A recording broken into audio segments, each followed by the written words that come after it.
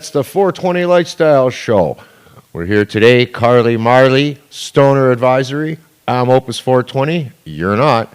And look, that's right. Shatterbeard Extracts is giving us some lovely dabs.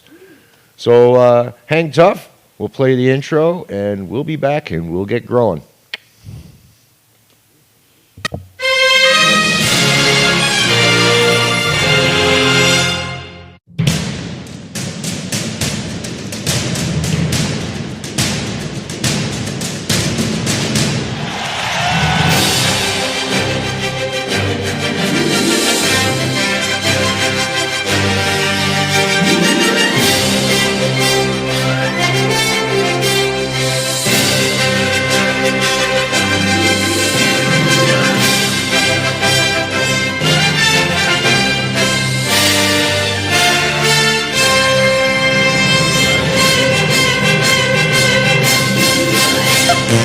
That's hilarious. That's too funny. That's too funny. You just missed it, folks. Welcome back here. The Pot TV executive producer, Jeremiah Vandermeer, just actually stood here a second ago and went, "Where the hell's my phone?" And he had it in his hand. After just taking about 30 pictures. After just taking a bunch of pictures, then looked around wondering where his phone was. No, hasn't even dabbed. No, that's the problem. He has not dabbed. There you go. That is the problem. But it's, no, you know what the other problem is? Nobody uses it as a phone. So when you think, well, where's my phone? Wait a minute. Where's my camera and my texting device and my computer and my, well, it's right here. No, where's my, you shouldn't even call it a phone anymore. Instagram machine. It's not a phone, no. It's your portable wireless device. It is. That's what they do call it now, though. Your wireless device. They don't even refer to it as a phone. Anyways, welcome to the show. Yes, this is number 36 in the big scheme of things. Today is the 320th day of 2015. There's only 45 more days left in this year. Wow, I know. I always like to do that at this time of year. Start counting it down by the days. That's scary. I know. It's just like people are counting down to Christmas. Fuck that. I'm counting down to New Year's. I love Christmas. Do you? I do. I try to. It's like a pretty festive family, so we usually go like pretty all out. So it's pretty exciting. I like any excuse to like eat a lot of good food and like hang out with people and drink a little bit too much and like smoke a joint with the family. I don't need an excuse. I know you don't need an excuse, but it's fun to have one. No, I stopped. And I like to give presents. There you go. Well, yeah, presents are nice. Presents are pretty sweet. To me, it's like birthdays. I think birthdays are the number one celebration. Everybody has one. You know, that's the day. It's just your birthday. That's the day. That should be like the biggest thing ever. You know, I feel like birthdays are a lot of pressure. I feel like Christmas just always goes right, and I feel like birthdays. Oh yeah, Christmas is no pressure at all. Make a good birthday. Yeah, no pressure on Christmas. Oh man, I've already been shopping for a little while now, so no pressure for me. I'm a Christmas pro. Got this shit on lockdown. That's good. I'm glad to hear that. That's just wonderful. Yeah. All right. If you need tips or tricks, just let me know. Christmas tips and tricks from Carly. So is that your Carly's comments today? Christmas tips and Christmas tips and tricks. That's it. Pinterest is your best friend. Etsy. Yeah. Go register at Etsy. CannabisCultureHQ.com.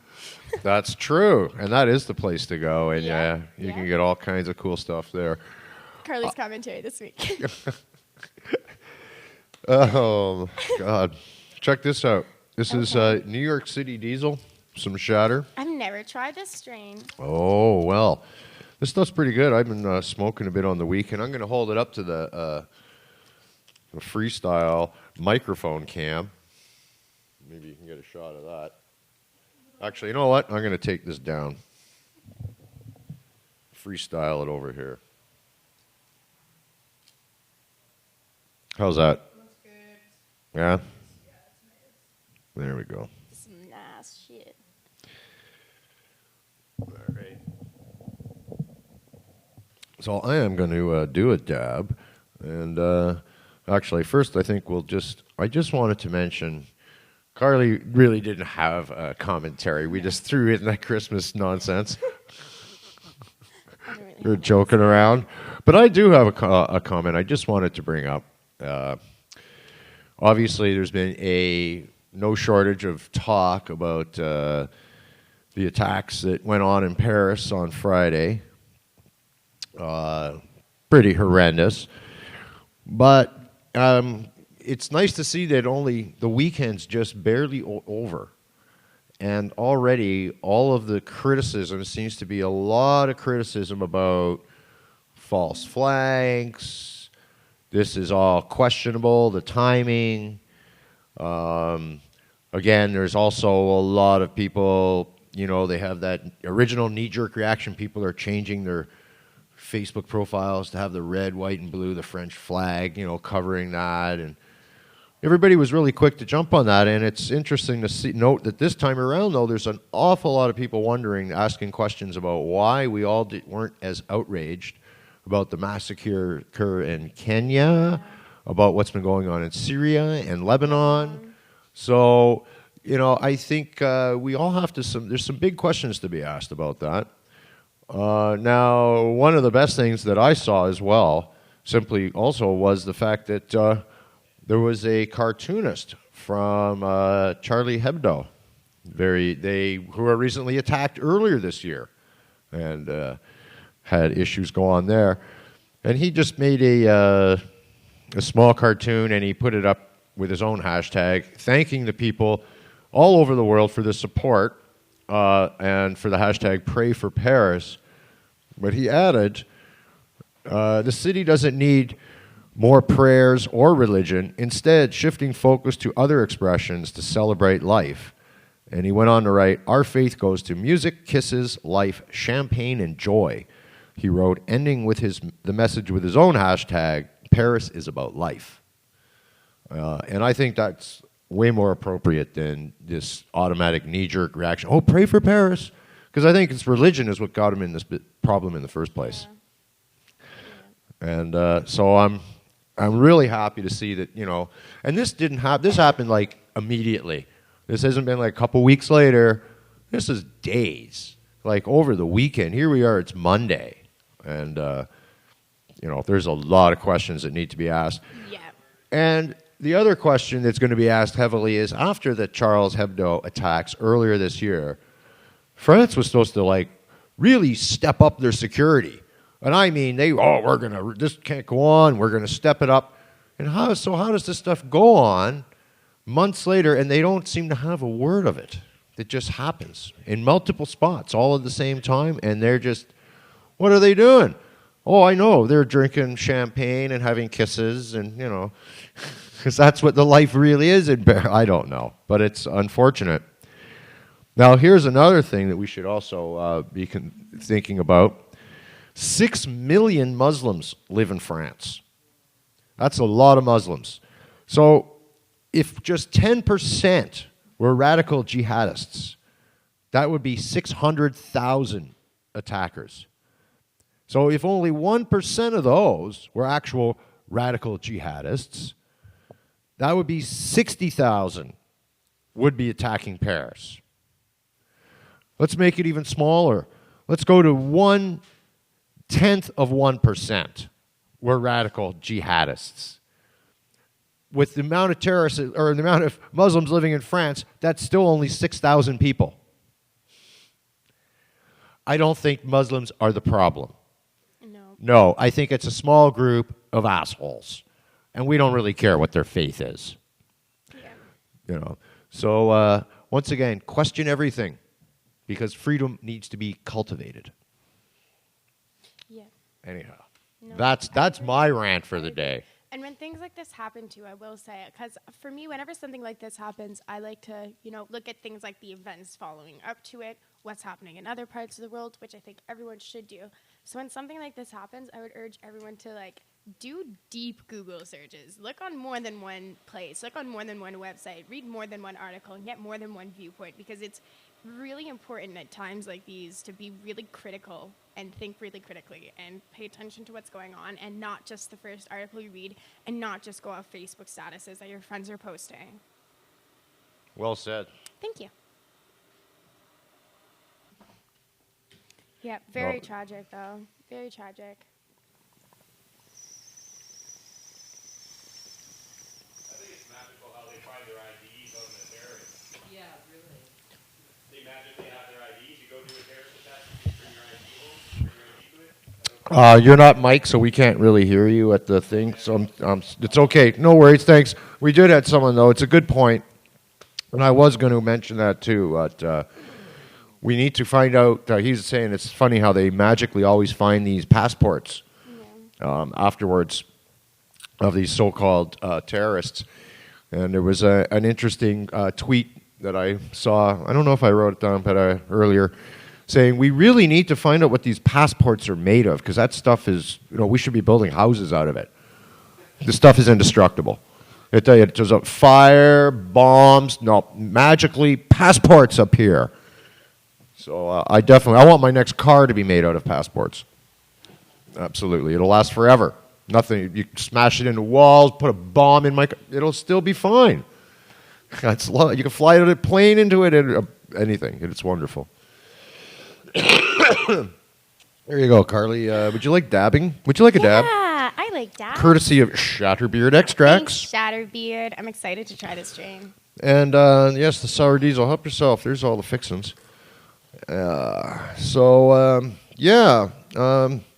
Indestructible passports. Wonderful. We got Yeah, how is it that things like tower beams are so destructible, but passports somehow are indestructible? Seems weird to me. I don't know. technology. It's strange. Yeah, never mind. Science and medicine will build indestructible passports. Okay, what was I going to talk about today? I know there was other things on the menu. Yes. Oh, I know. First of all, I'd like to point out and thank Buddingham Palace for sponsoring today's show. And you can find out more about them at buddingham.biz. That's BUDDHING, or INGHAM, Buddingham. That's it. 2 Ds. Anyways, check them out. Lots of good action going on there. I'm really happy with what I've experienced with them, so that's all good. And again, yes, as I mentioned, Shatterbeard is supplied us. We'll give a shout out for them for supplying us with some wonderful shatter. Sour diesel's good. I just got like the greatest buzz on that dab. Woo, rocked it. All right, what else is going on? Oh, here's a good story. We've probably, in the last couple of years, we've heard lots of stuff about the TSA, the Transportation Safety Authority, or whatever they are.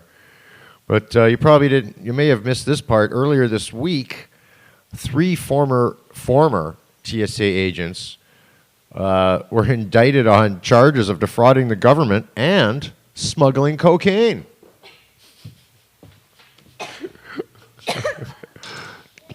I can't imagine, the opportunities for guys with free passes at the airport that would have to smuggle cocaine. Oh my gosh. According to the indictment, 35-year-old Joseph, 32-year-old Michael, and 27-year-old Jessica. Oh, Joseph Scott and Jessica Scott. I don't know if they were brothers and sisters or a married couple, but they were all former TSA agents at San Francisco International Airport and were involved in an ongoing operation to help transport drugs through the security of the airport. Yeah. And we wonder why, this is it. I mean, all this terrorist bullshit since 9/11 was what, 14 years ago? I mean, is there any, and we've had nothing but this relentless, security and prying and loss of privileges and rights and, and all this money has been spent, countless billions of dollars. And yet every day it seems terrorism is as closer than it's ever been before. It's right in the back door now. You know, I mean, what good is this? When do we start asking different questions? Yeah. You know, when do we start looking at? Approach. We've got to start looking. What is it? Definition of stupidity: doing the same thing over and over, expecting different results. Well, to me, it doesn't make sense. You know, people keep blowing things up and saying, if you keep bombing our country and blowing us up, then we're going to keep bombing you and doing terrorist attacks. And their response is, we're going to bomb you even harder. It's like, well, you know, I mean, nothing is ever like that is ever justifiable. But I mean, I think maybe, you know, killing way more innocent civilians terrorizing the country more is maybe not the best approach. No. Maybe. Just a guess. I think. Well, it's not working. I think Trudeau taking airstrikes out and stuff like that is maybe heading more in the direction that we need to head if we want this to stop, if we want there to be peace. Because, like, obviously just fighting continuously with weapons, mainly that Western countries have given them, like, it's not working. It's not working. A lot of the weapons they got, first of all, came from when the original Bush invaded Iraq. A lot. And all the weapons that were, like, left laying around, they picked up and used. They get another big whack of weapons from Russia. But you got to look at Russia and the United States, especially the United States, is the largest arms dealer in the world. Yeah. The largest producer of arms in the world. Look at it this way. As long as you keep making bullets, someone's going to use them. Yep. As long as you keep producing guns, everyone's going to eventually have a gun. Yep. It's just a matter of odds. You can't just sit there and make more guns. What are you going to do with these guns? Have them in, like, stockpile them somewhere? Someone's going to get their hands on them eventually. Yep. And it's not a matter of if. It already happens today. Yep. So here's an idea. Stop making guns. Stop making ammunition. And what happens? When it all runs out, guess what? No more guns. No more killing.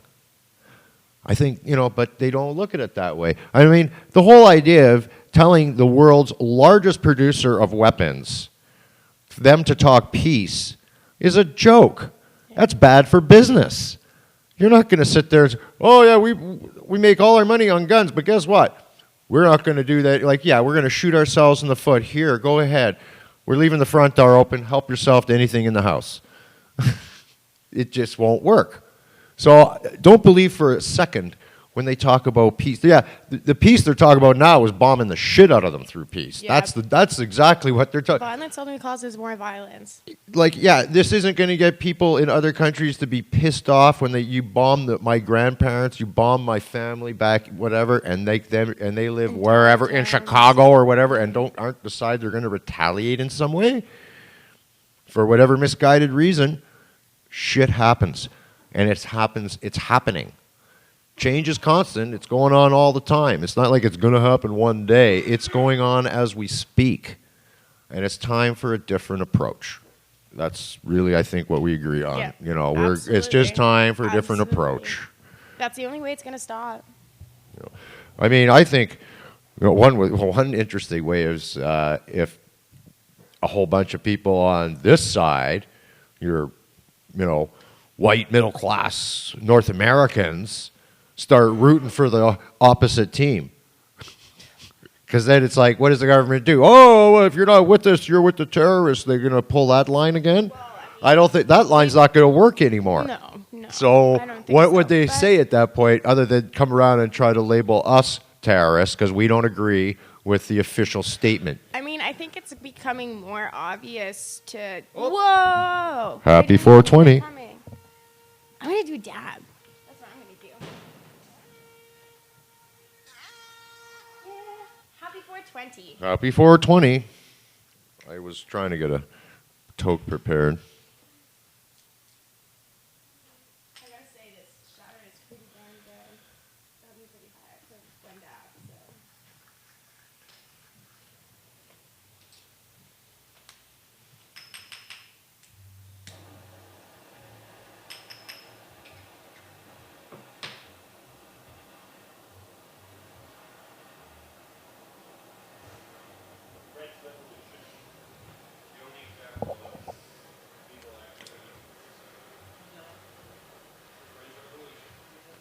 What's that? The French Revolution is the only example in history where people have actually changed their society.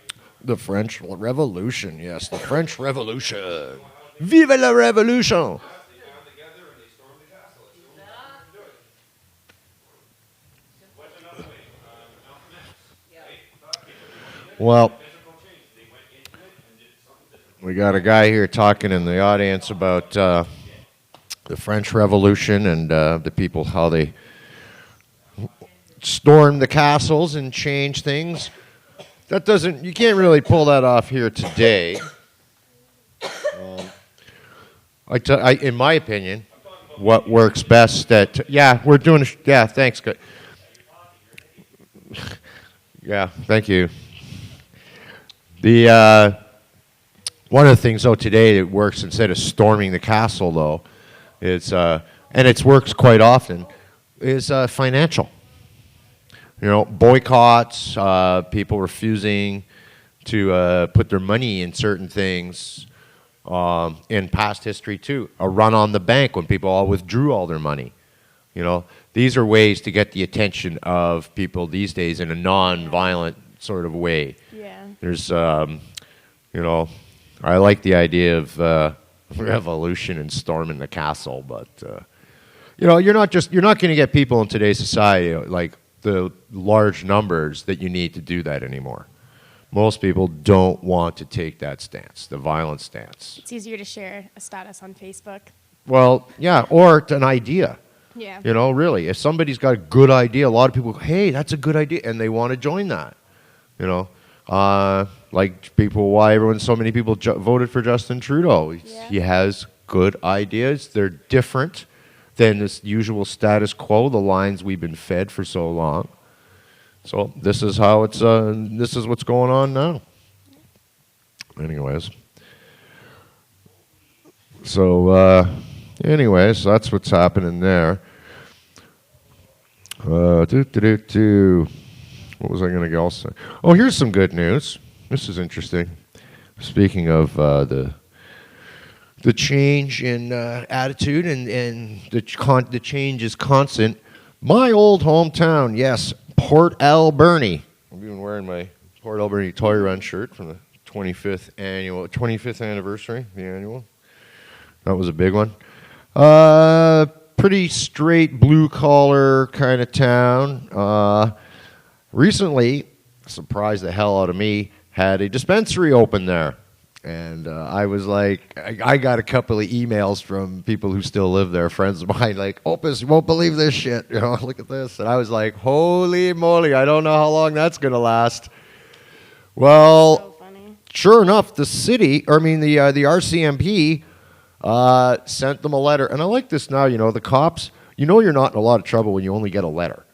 Because if you were in shit, the cops would be banging on your door. When they phone you or send you a letter, it's like, yeah, okay. I'll get right on it. It means consult your lawyer. Anyhow, the RCMP, you guys got to close.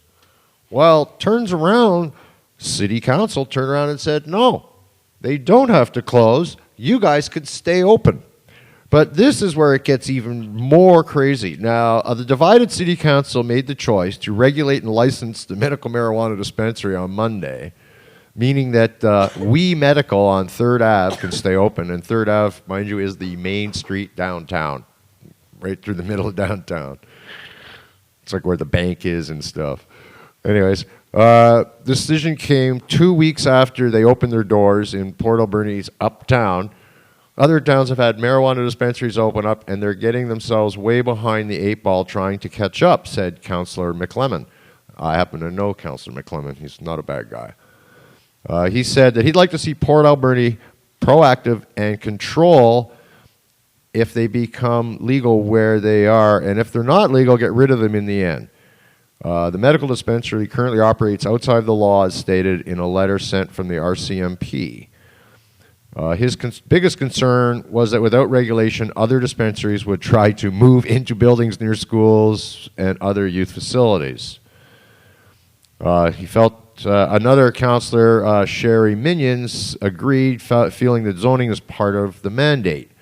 It should be on the municipal agenda, but it's but it is a problem in our community. Well, I don't know if it's a problem so much, but yes, I agree. It's in the mandate of City Hall to do zonings in their own communities. And again, she mentioned too, if we wait, it will just get worse and worse and worse. And by the time the feds do anything. So this was interesting, though. There's another counselor, Chris Alberni. Chris said it felt like it was time to take up the slack where the federal government had failed, much like in Vancouver here and other cities have, parroted that same sentiment. He also said it's clear the legislation federally is not caught up with society, and we're faced to deal with that mess. He added that while there is no argument that it is illegal, he added that regardless of whether marijuana at We Medical is being sold recreationally or medicinally, regulation is a must. I think if we're open with ourselves, we know that We Medical is just selling recreational marijuana, and I don't much care. This is a city councillor. I don't care. Like, he doesn't, we had, what's his name here, one of the councillors say pretty much the same thing during the hearings, or when the city hall was open for listening to people and stuff, listening to people. Yeah, they listen and ignore. Yeah. Thank you for your recommendations. It's funny how they took all the recommendations from the health board authority, and then, like, without question, and then when we presented contrary evidence, they didn't listen to any of it. No. And even when they were talking, they were like, well, a lot of people came out, and you were probably all right, but we're going to do this anyways. Yeah. And it was like, what the fuck? Yeah, no, exactly. Yeah, These doesn't make any guys, sense. they didn't... it was just going through the motions. They weren't really serious about listening to, we're going to make changes. No. No. Yeah, exactly. They just had so to that do they it. could sleep easier at night. They had, otherwise we'd say, oh, you didn't let us say. Yeah, So they had, yeah. all right, you guys all got a chance to Easy speak. mind, yeah. That's it. That's it. Just A lot of good it did. Yeah, you all get a chance to vent, but we're still not doing anything. Yeah. Yeah. Hey, Ann. How you doing? Good, good. Oh, it's raining. Yeah, it's wet as hell. We're supposed to get like 20 mils. Big rain. Oh, by the way, I want to put a shout out to Fred. Yeah. Fred, who's a regular here at the lounge, comes in. Fred and Marlene, they come in. Fred's here usually every Tuesday night, jam night. He's going in for open heart surgery pretty quick. So we wish him well. And he wants visitors. I don't have his information down, but you guys who might know him can check it out on Facebook or ask here at the lounge. I'm sure someone here will get information and have some details. So he's looking for visitors in the hospital. If anybody can spare some time, go visit Fred. And Fred's a great guy. He's always been down here and brought lots of edibles, cakes and things. He always shares. So anyhow, we wish him all the best, and hope you pull through real well from this. I didn't even write that down, and I just thought of it. It's not even on my notes. What else is going on? Oh, we have no videos today. Yeah. Yeah, it's been one of those crazy weeks. It's been pretty crazy. I'll tell you. Trying to keep up. I'm going to, next week, though, I'm going to a murder mystery dinner. Ooh. Yeah. That's fun and exciting. I've never been. It should be good. No, it's me too. I just heard of them. I never actually been to one, That's so awesome.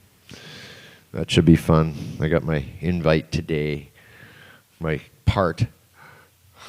That's awesome. Kind of cool. That's pretty cool.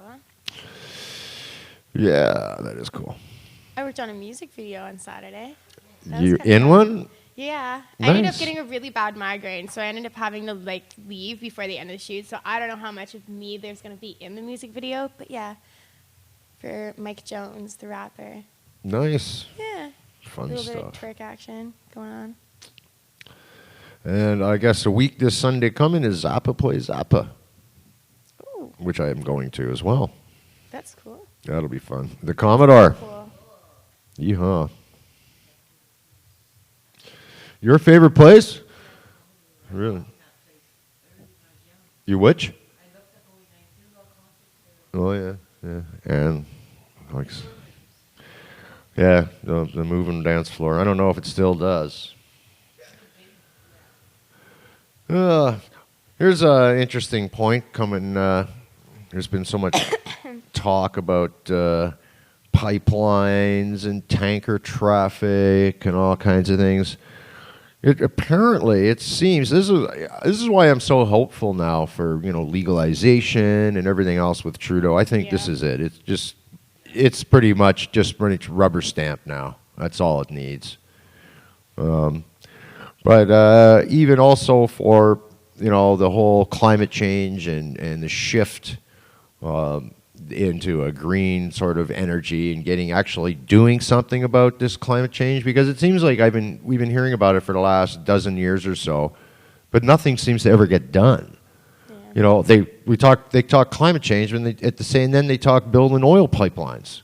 So Yeah. they can, it makes no sense when you're still arguing about pipelines and tanker traffic, and to be talking about environmental issues like you're saving the planet.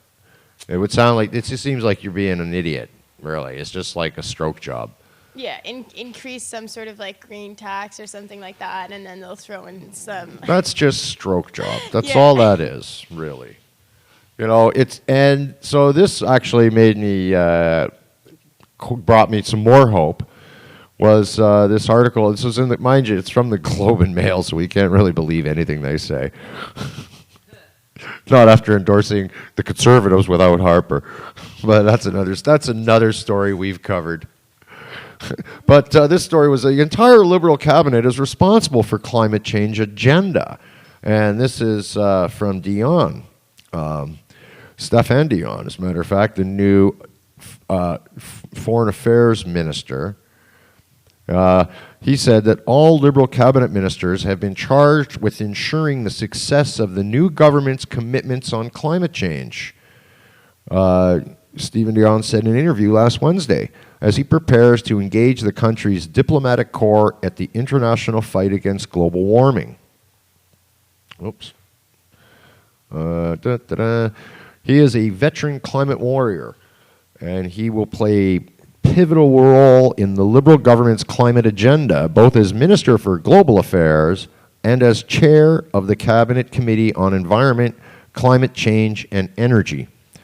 He is expected to join Prime Minister Justin Trudeau and Environment Minister Catherine McKenna at the Paris Climate Summit at the end of the month, although he could not confirm his attendance on Wednesday. But it basically, Trudeau really did signal a serious commitment to tackling this when he added, what did he do here? When he was appointing his cabinet, he added the name climate change to the environment ministry. So there's a lot of concern in the oil patch right now. And I guess, as a lot of tweets that I saw and things a while ago or last week were alluding to, was the fact that all these big companies, these big oil companies, have to ask themselves a question now. Are you an oil company or are you an energy company? So it's time to maybe diversify your investments, pull the money out of the oil investment, into exploration, and maybe start sinking some of those dollars into green energy. Because that is the way of the future. And I think, the article, Stéphane Dion, under Paul Martin, he was the environment minister. So it's not like he doesn't have experience in this sort of thing. Anyway, so I thought that's really something that brings a lot of hope, and that for the future that I'm hoping, like this Trudeau guy, I tell you, we're barely into any kind of government, and the guy's rocking it. Not to mention, I guess he recently was over in, when he got over to Europe there, he was like being mobbed for selfies. Everybody wanted to shake his hand. Like, yeah. Oh yeah. He's a huge At the summit. international star at the summit now. I put an article in there. Oh, about is him it? at Did the you? Senate. Yeah. Yeah. Oh, yeah. I probably Yeah, saw the pretty same popular. article. See you guys. Thanks. Bye. Appreciate it. Don't work too hard. Be like Buds there on the chair. Oh, but I want to pick him up and snuggle him. Yeah, bring him over. Get him on the show. Can I? Yeah, get him over there. Bring him into the show. Buds is good.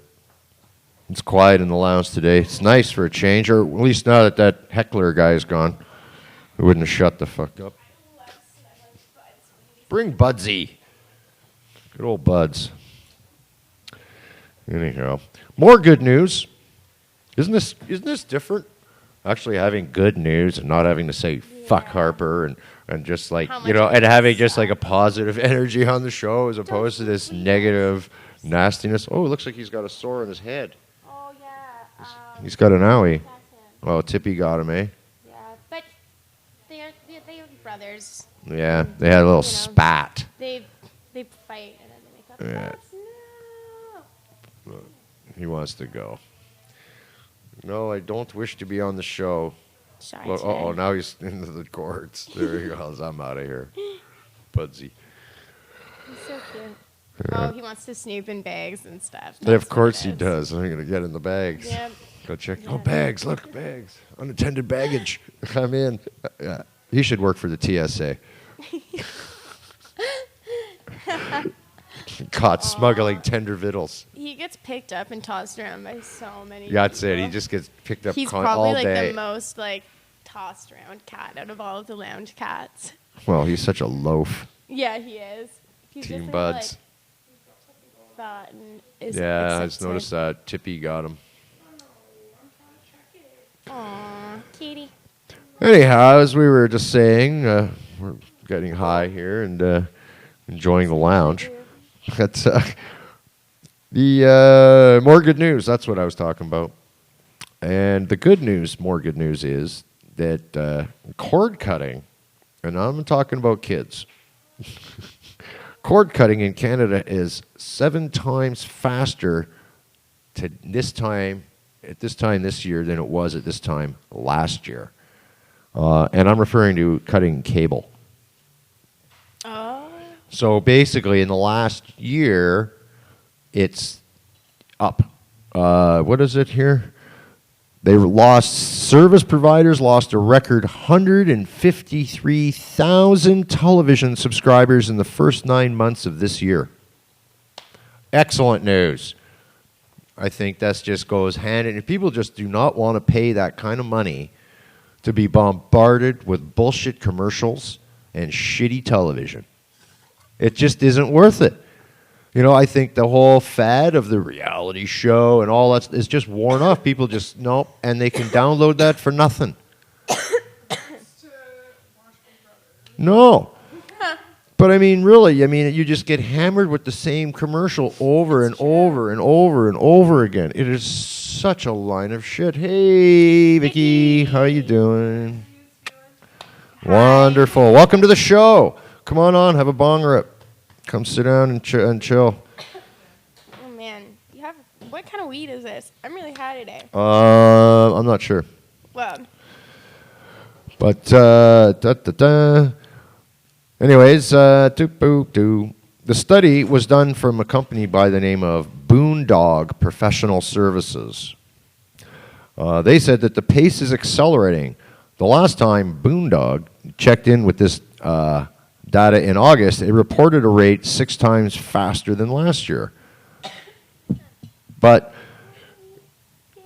they still, so there's still 11.5 million TV provider subscribers in the country. So that's what they lost was basically really only 1%. But that's still quite a lot. And it has accelerated 7 times more so in a year. from a I've year had ago. cable since I was 6, and I don't think I really missed out on much. Well, and that's interesting because that's the next part of the story, which really it's exactly that. This is, they say, the bigger part of their problem isn't the people cutting cable now, it's the cable nevers. The people who are like you guys. Oh, yeah. You're probably, no, but you're, Oh, no, I but still I mean, have bunny ears at my house. if you were to get an apartment tomorrow, getting cable is probably not even in your No. wheelhouse. I don't It's think you're I- not even thinking about getting. That's what they're talking about. And those are the cable nevers. The people now who go, I have no intention of ever getting cable. Like they Yeah. just would never Yeah. get it. They just say, "Pfft," I don't think I'll ever get cable, and I don't think I'll ever buy a car. Well, cars. I'm of the opinion I you live can in never city. own too many cars. I live in a city. Or if I ever want a motorcycles. vehicle, I'll get a motorcycle, if anything, Yeah. or like You- a no. scooter. You You know? can never I have go too that many far. vehicles. And if I do go far, then someone can give me a drive. Everybody should have. You need at least one big truck. Something, you know? One big truck, one gnarly bike, and a sports car. I like Yeah, walking that's if only, if in only. the city. I like to see the landscape and I walk. A little scooter and a bike. You know, the thing is, though, in Vancouver, it takes almost the same amount of time to commute as it does to, like, walk or whatever. Yeah. So a lot of the time, I just might as well get exercise, fresh air, and see the city. I just want one of those Star Wars walker things. Those big, huge.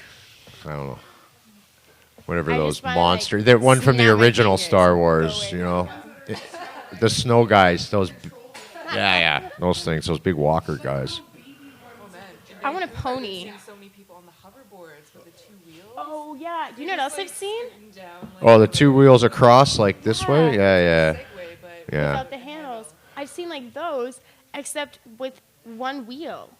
So it's like just this like one wheel, and there's like a pedal on either side, and you like. I've balance seen that when one you as go. well. And I was like, what? I I've saw seen, these like yeah. drunk guys trying it out, and they were some of them were not doing well.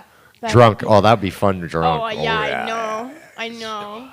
I almost wanted to like stay and watch them. I was in the mall at Metrotown, and there was a guy whipping through the crowd on one of those, the inline, the 2 wheels, I just want stand, one. and they've got lights in them. Yeah. Yeah, like little purple lights or something going on. That makes them so much cooler. Personal transportation thing. I don't know. It's just like, no, not going to walk I refuse to walk anymore. I'm not going to exercise ever again. I'm going to stand on this board. It's just. I imagine same going for a time- walk in Lynn Canyon and bring that. I bet.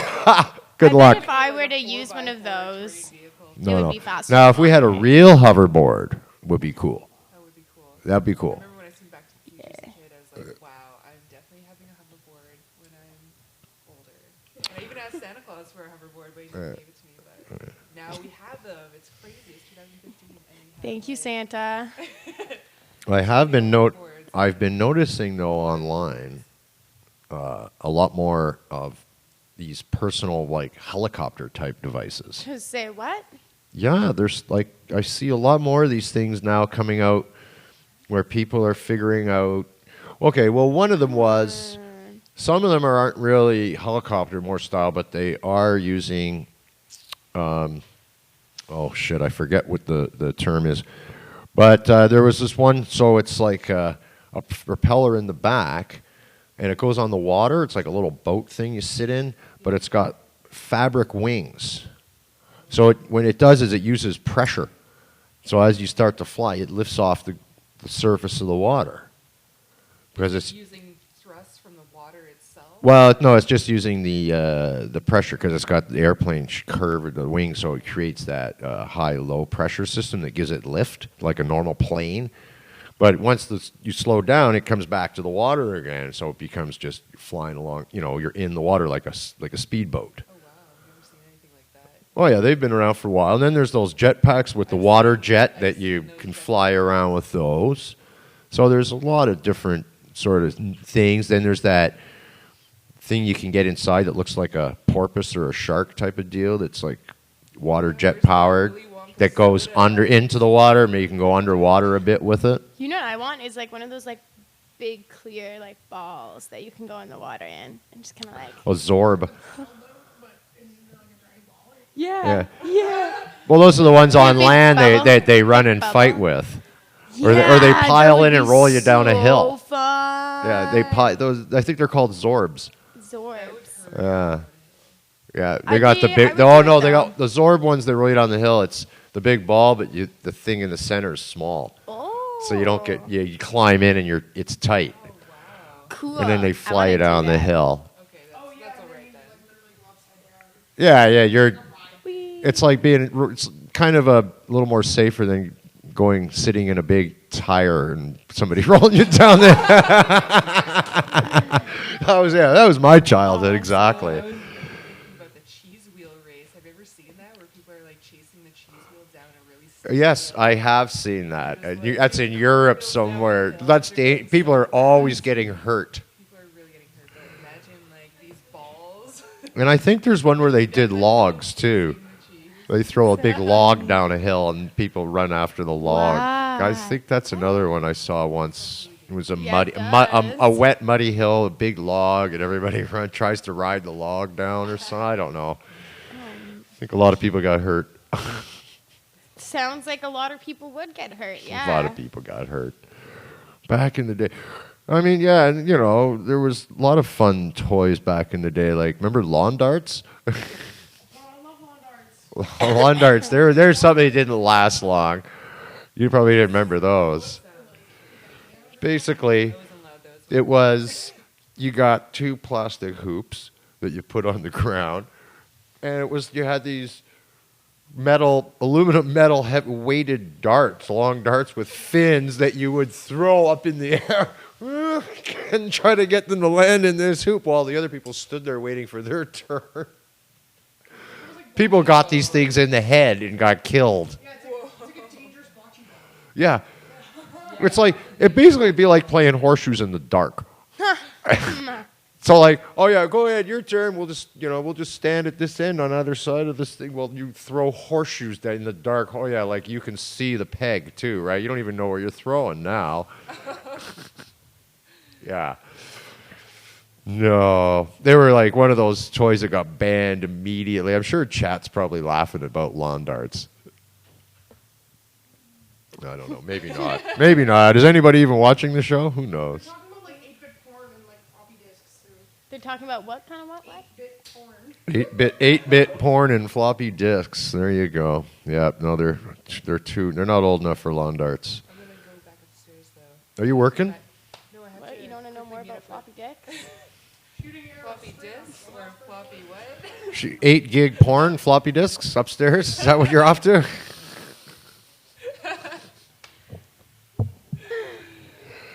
All right, let's play that. Wait, maybe we do have a video for today. Is it Oh my 8 gig God. porn floppy disk? Do we have that on? Are we hooked up for that? No. Okay. Do we have a link? Do we have a link? There's no link today. No link. All right. No, I'm sorry. I guess sorry to get you guys excited at home, but God. now they're talking about lawn darts. No, yeah, I thought you said there was no lag. Oh, apparently. Oh, no. I was more like floppy disks. There you go. Yeah, no, floppy disk and porn. 8 gig porn on floppy disk was much better to talk about than lawn darts. All right. Yes, just in case anybody forgot, dispensaries have been reminded they still aren't legal by the authorities. I'm pretty sure I know most people who run a dispensary, they're all like, we're just, huh? What? Oh, right. Forgot about that. Like, can you imagine having like to send out a reminder that you're not legal? It's like, oh, by the way, you're not legal. What does that even say? I mean, oh, carry on, but by the way, what kind of message is that? How do you run a business? If I'm running a maybe that's business, their like, way of alleviating themselves of responsibility for things like what happened in SAS. in Paris, in Kenya, what? Sorry, in Saskatoon. Yeah. Yeah, I know. It almost That doesn't really cut it. Well, it's like, is this an excuse for like the RCMP that, for instance, are hassling the Nanaimo Yeah. Compassion Club? That's it. That's the way to do where it this anyway. and now actually the mayor of the limp dick prick from fucking Nanaimo's mayor. Oh, I'm not going to get involved between the RCMP and Health Canada and blah, and I'm not sit back and do nothing approach. As opposed to, for instance, Port Alberni, not far from Nanaimo, where their council is actually, been a little more proactive, saying, yes, let's talk about regulations. They're smart enough to see what's coming. Legalization, it's coming. The cities should be getting ahead of the game now, not waiting to deal with it later. Yep. The best part is, though, if they wait till later, if they wait till after legalization, then they leave themselves open to litigation. So by jumping ahead of the game and having some regulations in place when it's legal that people can apply to or adhere to if they're already in business, or say, well, we're going to open up. We know what the regulations are. Great. There you go. Mm-hmm. Right? That would be good city government, good civic government. So if that's what you're not seeing right now, I guess you know who not to elect next election in the civic elections, which I believe are coming up next year in November. I'm pretty sure it's usually a 3-year term for municipal. Okay. Yeah. Yep. The article says, what was this? I got this off of Cannabis in Canada. They wrote, cannabis dispensaries are beginning to make a serious foothold across Canada, but regional attitudes are still holding back businesses in certain cities until clear regulations are in place. And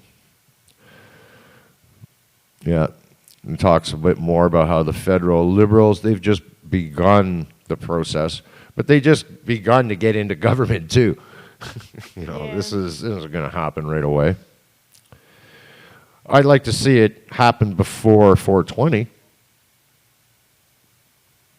Me too. That would be nice. It would be nice if we could celebrate legalization for 420. Well, like I said at my show, right after 420, and you could probably go back and look that up in our show archives, that I called it then. I said, this is the last time you're ever going to see 420 like this one. Yeah, That was it. I remember you saying that too. Yeah, there you go. I said it. It says, this is it, man. You're never going to see this again. Not the same scale, not the same, it's just not going to have that same dynamic. It's, we could have parties. I mean, and if it gets legalized, because there goes our protest. Now it's going to become, so it'll basically turn into a corporate 420. Someone's going to have to sponsor it. It's going to cost money. You'll buy tickets to attend, security, shows. It'll be a hell of a good time. Let's have a party. It'll be a good time no matter what. It's always going to be a good time. It'll be a festival. Yeah. I also see it turning into like the same as like Halloween. So bars, decorations, special sales, 420 week sales. Come on, you know what I mean? It'll just become like a national. It's like a time. And then you know what happens next? national. There'll be a Hallmark card.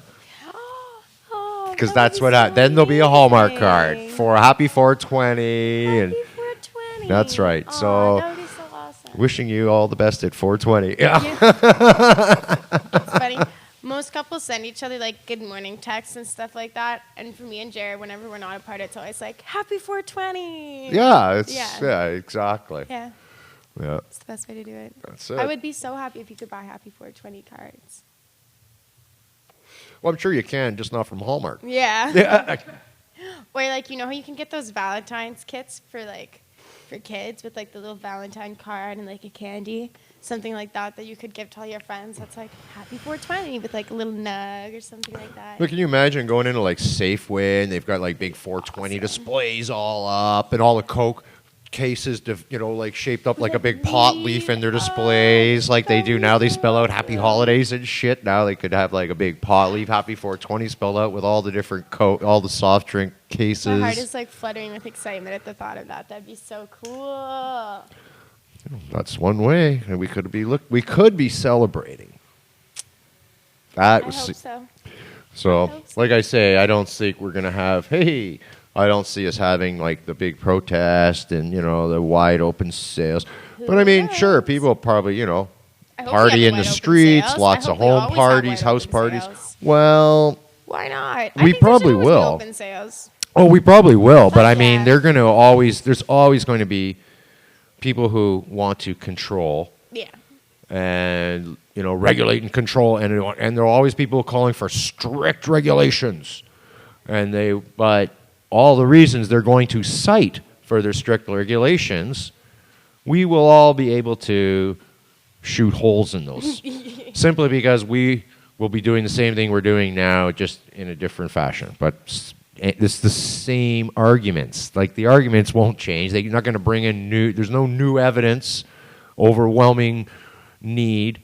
I don't have any information or the story on it today because I didn't get it. It was last minute. But I did see an article that there is a breathalyzer for pot now, made in Canada, that is literally like months, if not sooner, away from being made available to cop departments.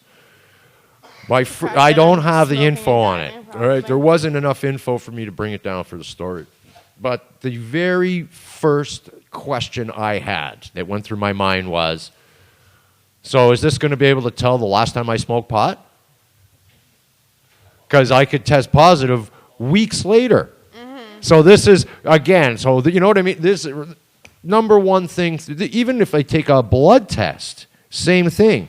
Can you tell how long ago I smoked? And if it's within a couple days, never mind hours, I think it's safe to say I'm not impaired. Not to mention now the other side of that coin is I smoke every day, all day, and I drive every day, and been doing so for decades, and there is zero evidence. I don't have tickets or accidents or any of that stuff. As a matter of fact, I have the highest safe drivers you can get on my insurance in British Columbia. I'm allowed one at-fault accident. I don't even lose my discount. That's how much safe driving I've built up over the years.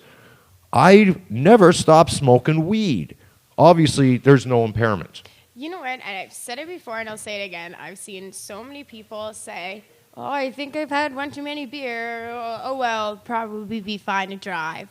And anytime I've seen somebody who's really high, they always go, "You know what? I'm gonna wait half an hour. Like, let's order pizza. Like, I'm gonna drink some orange juice. I'm gonna wait it out a little while."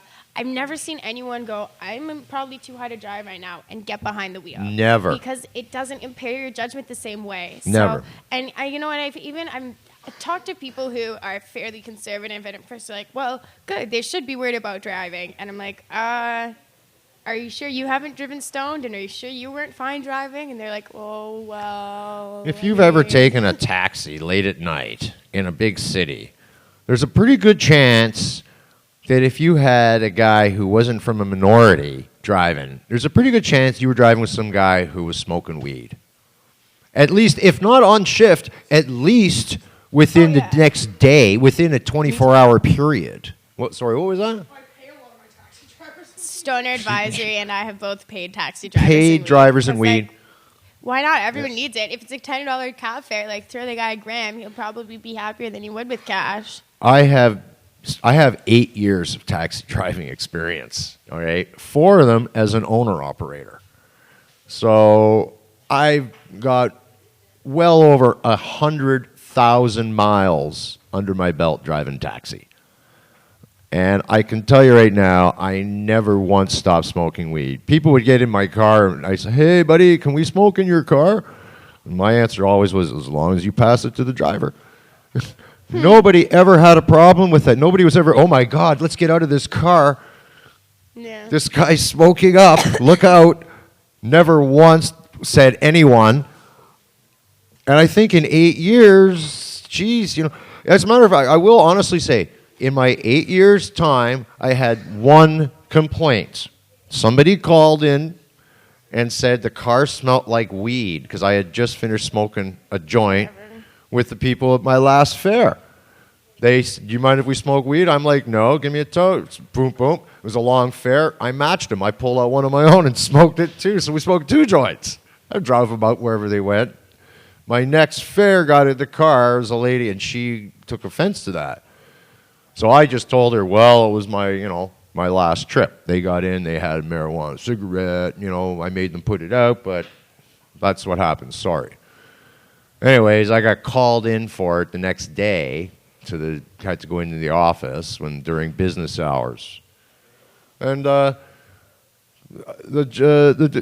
chairman guy, he just said to me, he goes, so what happened? And I said, last fares kind of smoked up the car a little bit. And they knew I smoked weed.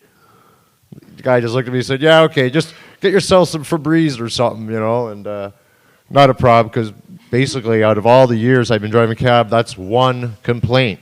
They know I'm smoking all the time. They don't care because it's not a problem.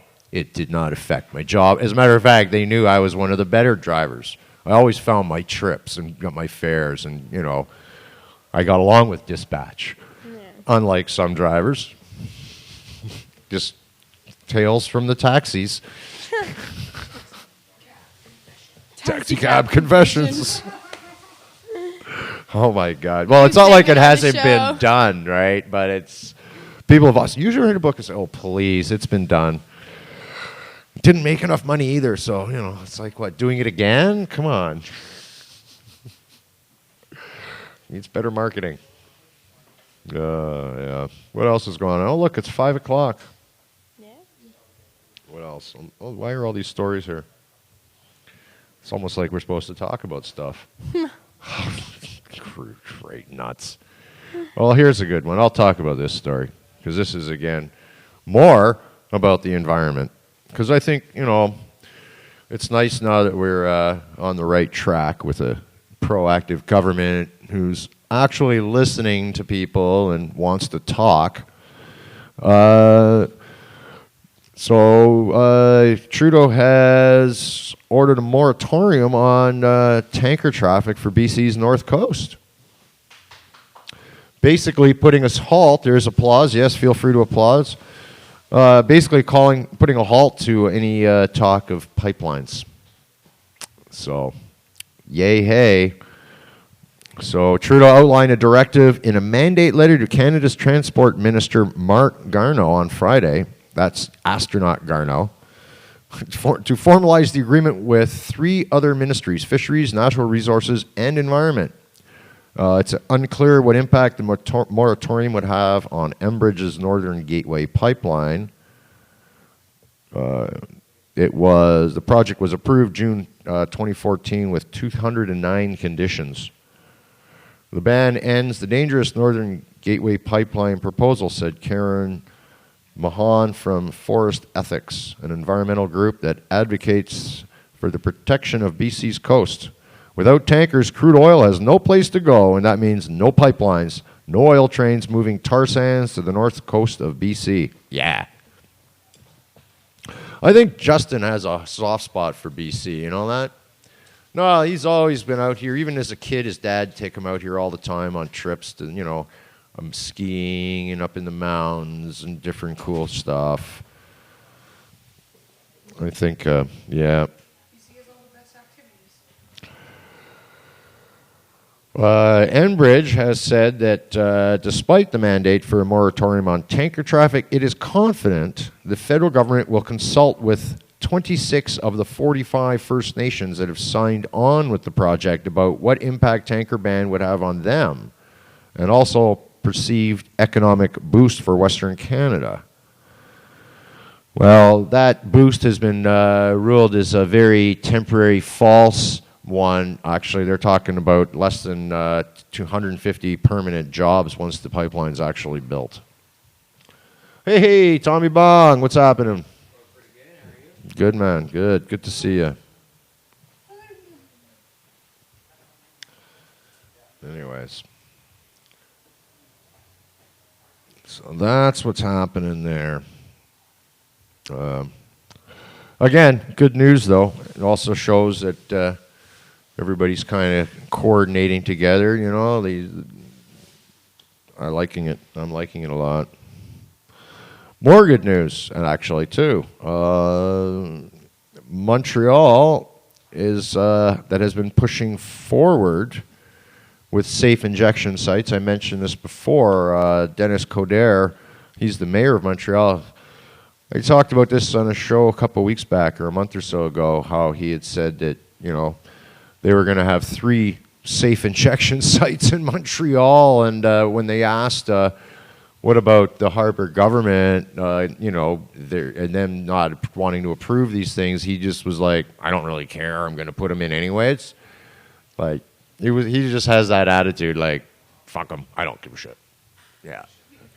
Well, I like it. Anyways, now he's been pushing for that, and now they are extremely happy because they feel that they'll have no problem having these okayed by the feds. So there's no more. Well, I think you're going to see them spring up. I think it'll be easier for when they want to put one in to get approval or the exemption, whatever it is that they need to operate legally. I think that's what it is. They have an exemption from the law. So, they expect the new federal government to approve their application for supervised illicit drug injection sites in Montreal. Make it the city the second in Canada to host the controversial harm reduction program. So they have one here.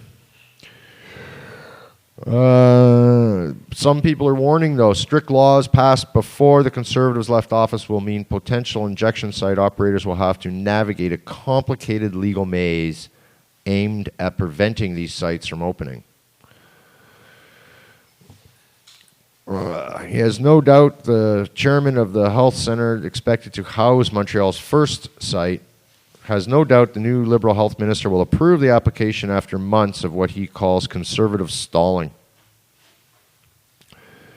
It's a place called Cactus Montreal. If the project calling for three fixed safe injection locations and 1 mobile unit. So that's pretty cool. A mobile safe injection site. Like like a van. Yeah, But I know it's worked very well here, and I know that overdose and deaths are down. I don't have the figures, but their percentage is huge here in Vancouver, way up. And even more good news. Now that I just remembered. Last week we had DML came on the show and threw the whole day into a kerfuffle. No. Because that wouldn't have happened anyway. No, because that never would have happened anyway, so we're going to blame David. David Malmo-Levine. Blame it all on David. It was his fault. Oh, I love David. No, so we both do. I love David too. But I mean, it was just so convenient to blame him. No, actually, he walked through here earlier before the show, and, he was talking about getting the appointment to talk to the Justice Minister. Mm-hmm. Well, guess what? He walked through here and told me that he had spoken to their office, and they were setting up a time and date. So he is going to actually get a chance to speak. I don't know if he'll speak to the Justice Minister per se himself. Who knows when the time and day comes who actually shows up at the meeting. However, very positive that, this is, again, this, open and transparent government that they often talk about, what we never get. Well, sounds like we're getting it. Seems like so. Well, when that happens, it's like, whoa, That's wait awesome. a minute. How the hell? My favorite is the scientists and all their families coming forward being like, we're allowed to tell you things now. That's right. I didn't put this story in either, but it's something I have been thinking about. You saw the one about the rock snot? I'm not sure. All right, well, that was one of the things that the scientists were talking about. It was a story that was out before scientists all got muzzled. There was something about rock snot. I don't know. It was some whatever they're studying. I have no idea. It doesn't matter. What I do want to know, though, and I think... It's a real thing, and they're like, there's living rocks, and like, I want a pet rock. Yeah. For real. But Just I mean, saying. what I want to see, though, is are the Liberal government going to allow scientists to come back out here and start monitoring the Pacific for levels of radiation and make that public? That's the next step. Because I think, rather than talk about rock snot, let's talk about something a little more important. Because I know the Conservatives shortly, within a few months after Fukushima, they stopped all monitoring. They just shut it down. And there's really been not a lot of talk. Well, of course, not in any of the traditional lamestream media. You don't hear anything about Fukushima 3 years later. It's like it's not happening in their eyes anymore. Lame street media. I like that. Lamestream media. Oh, yeah, it's horrible. So Yeah. I think, Do you want to dab? yes, please. These, I think, are things that probably should be, we should start addressing like real quick. And again, the reason I talk about this, radiation and Fukushima and all this in the Pacific is it's right on course for right now because of the climate talks going on in Paris, because this is all part of the same issue. I can't dismiss the fact that, David Suzuki referred to this whole thing as an extinction level event. Who knows how fast, but it could be the beginning of the end. I mean, if the oceans go, we are fucked. Yeah, no kidding. That's a big, big, big problem. The fact of the thing is that we haven't even, what is it, like a ridiculous amount of the ocean that's still left unexplored. Oh, yeah. And like, we have no idea how much of an impact that has on our ecosystem and like our life. Like, we're just thinking about the things that we know about and the impacts that we know it would have. Like, there could be way more detrimental effects than we could ever even estimate. We have no idea what effect that would have. It's terrifying. Yeah. Yeah, no, it's there's a lot of big problems out there, and a lot of problems that are a lot bigger than people, getting all knee-jerk reaction about Muslims. Just trying to like point out all the other important shit. Just, you know what I mean? Like, really. Instead of Islamophobia. Oh, there it is, your article. There's stuff Carly put up. Just had to scroll farther enough down. There was another interesting thing. I don't know if you guys saw, but something very appropriate floating around the net right now is a mosaic of Donald Trump that's made with 500 dick pics. That's right. 500 pictures of male penises to make up one picture of Donald Trump. Probably, and it's very appropriate. So there you go. 500 penises and to make up one set of balls. One big sack. But no, I thought but the best part of that was the fact somebody was tweeting Donald Trump and not letting him in on it. Like with check, portrait.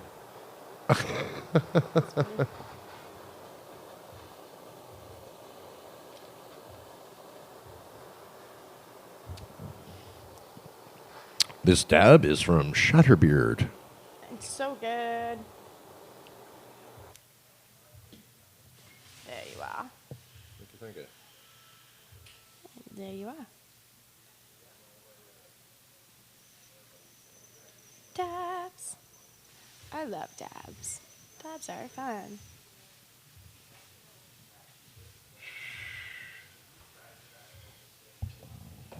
Oh, yeah. That's the sour diesel. Mm-hmm. It is really sour. It's like nice and tangy. It's that stuff is actually quite tasty. Yeah, it is good. Well, it's a 5:15. And it's raining. It is raining. And today is November the 16th. And I guess I should do the countdown calendar. See what's going on. Okay. Let's do that. Actually, why don't you do it? Oh. Okay. This is new. Yes. My turn to take a break. All right. So tonight, November 16th, as many of you already know, the Saskatchewan Compassion Club, Saskatoon's first and only medical cannabis dispensary, was shamefully raided by the Saskatoon police this past week. Please join us for this steak night fundraiser to support the club in its time of need. Tickets are $20 each and available for sale at the club's location on 2nd Avenue and at Skunk Funk on 22nd Street. November 21st, by popular demand, Noir is proud to present its first sci-fi themed event. So many of our kinky community have a little fetish for the fantastic, futuristic, or apocalyptic, and many crossover into cosplay and incredible fan art. So break out the gas masks, your Mad Max leathers, and your Vault 101 jumpsuit and Pip-Boy, or your sexy Atom Punk, rocket punk fetish, or hottest steampunk court. I don't know what that word is. As we salute the worlds of imagination that inspire some of our hottest desires. As always, regular strict dress code rules apply, but we're extending allowable dress to include fantasy, cosplay, sci-fi, particularly if it has apocalyptic edge. And before anyone asks, we aren't doing this to satisfy Reeves' gas mask fetish. Though I will say his eyes lit up when we talked about this. I didn't talk about that with anyone personally. Saturday, November 21st, Club 86 at 1775 Harris Street, Vancouver, from 9 p.m. to 3 a.m. Costs $20 or $16 before 10 p.m. $4 off admission with taxi receipt because it is the holiday season and we want everyone to be safe and plan ahead. Be safe because we love you. We will also be accepting donations for kink cares in the form of non-perishable food items or natural fiber blankets for those in need this Christmas season. Sunday, November 22nd, come join Mike Rita with some comedians as we raise money for Mike's sister who's currently battling breast cancer and can't go to work to make that money. His sister has done a lot for Mike, and through the shows, it allows her to have some freedom the treatment has taken from her. The last show is a huge success, and we at Lucent Group believe in family first. Over the years, we've been able to watch Mike grow not only as a comedian, but into an honest, humble, and loving young man. We are proud to call him family. Come support a great guy and his amazing sister. Let's fill this place up. Tickets available at lucentgroup.ticketbud.com or by calling John at 519-221-4686. And it's at the Bramalia Lions Hall at 45 Avondale Boulevard, Brampton, Ontario. Friday, November 27th, join us for Babes Rivera's 2016 calendar launch party. Oh my God, these girls are so hot. There will be live music by the Speakerphones, hula hooping by Lola Loops, burlesque, merch, models, singing calendars, and plenty of photos ops. Our 14-month calendar includes Ruby Rocks, Lodi Libido, I think so, yeah. Ruby Slicker, Dixie Delight, Frenchie, Miss Georgia, Cutie Pie, Penny Belle, Miss Dottie, June, Storm, Candy, Coconuts, Robots, Miss Jeannie, Sarah, Jane, Lola Loops. And featuring photos by Pinup Perfection Photography, Alex Laurent Photography, Apart Photography, Heather Glasgow, IC Imagery, Tiffany Ireland, Kat Trito, Kaylin Idora, Poison Apple, Mary Beth Lafferty. She's taken your photos. Yes, she has. I love Mary Beth. She's a really talented photographer and super fun to work with. Saw her earlier today. She didn't even know that she had a credit there. Oh, really? Yeah, I told her today. She was like, right on, I got a credit. She's super talented. You guys should follow her on Instagram. And Desert Photography. You should follow all of them on Instagram, but I don't know them all personally. Yeah, no, Mary Beth Lafferty, great, excellent Good friend of photographer, ours. works with our other company, 12 High Chicks. And what it is, blah, blah, blah, blah. Calendars will be released online in early November, but this will be a rare opportunity to buy one in person, which means no credit card fees, no shipping and handling, plus you can get it signed. And always, 100% of calendar proceeds will go to Animals Asia. Admission is $10. Additional details, there's going to be live acts and performances coming soon. Animals Asia works with stopping the harvesting of bear gallbladders, the Asian bear gallbladders. That's kind of what this is all for. It's like an Asian SPCA type of thing. I will be there, by the way. Yay. So, oh yeah, I'm getting my calendar and getting not only do I want it signed, but I want to get a selfie with all the girls. Yeah, nice. Hell yeah. I can lend you my selfie stick. Okay, there you go. There you go. That'll work. And that's at Lana Lou's at 362 Powell Street in Vancouver. That's right. And then November 28th at 4 p.m., Mid-Island Cannabis Open, an event for the very best extract artists, growing specialists, and ediblists to showcase their medication. Come join us on Saturday, November 28th for what is guaranteed to be a highly good time. Tickets for this fantastic event are $25 for general admission at the door and $100 for the judges' pass. However, you must move quickly as there will only be 25 judges' passes. All contestants must enter in person or by representative by November 21st, forms available at the Nanaimo Cannabis Club. There will be a meeting for any and all interested contestants on the 21st. Edibles, please have your entry samples with you at the meeting of the 21st, so judging can be done prior to competition. The samples must be packaged and labeled. And judges, please come in sometime throughout our hours of November 22nd to pick up your edible samples. We would rather you sample the samples in moderation before the competition as to lessen the chances of over-medicating. And that's at the Globe Hotel, 25 Front Street in Nanaimo, British Columbia. And I believe me and Jeremiah are going to be covering that one for Pod TV. Are you? I believe so.